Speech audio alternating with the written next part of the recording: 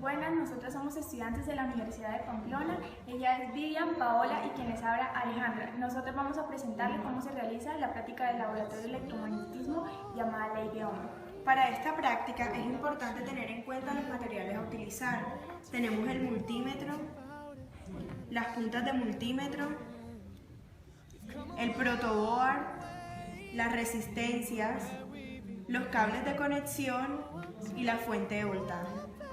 Es muy importante en este laboratorio tener en cuenta las guías de cómo medir resistencia, voltaje y corriente para no generar ningún daño al multímetro.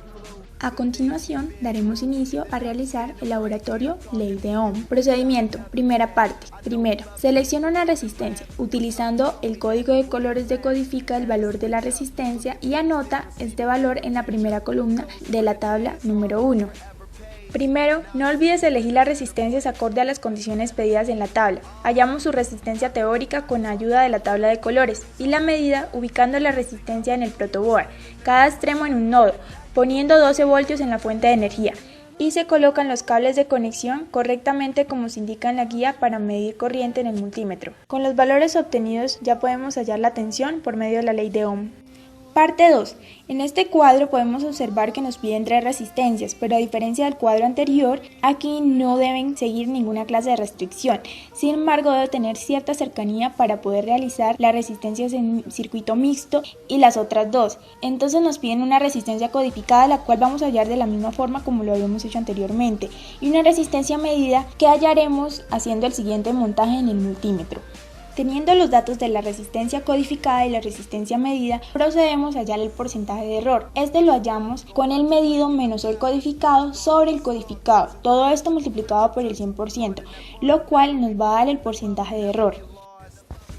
En la tolerancia tomamos el valor obtenido de la resistencia codificada y lo multiplicamos por el valor de la cuarta banda de la resistencia, y así obtendremos la tolerancia. Para realizar las resistencias en circuito es necesario que tomemos las mismas 3 resistencias que se utilizaron en la tabla número 2. Resistencias en serie. Vamos a ubicar las 3 resistencias una junto a la otra teniendo en cuenta los nodos. De esta forma, con el multímetro vamos a hallar la resistencia de la 1 a la 2, de 2 y 3 y del circuito completo como se muestra en la foto.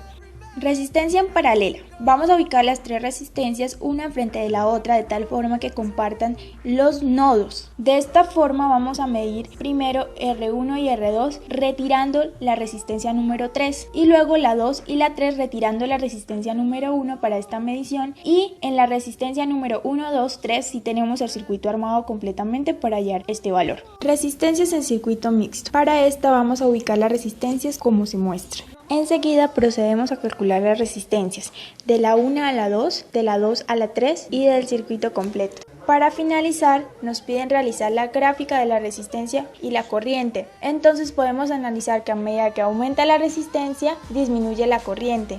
Esto significa que la intensidad de la corriente y la resistencia son inversamente proporcionales.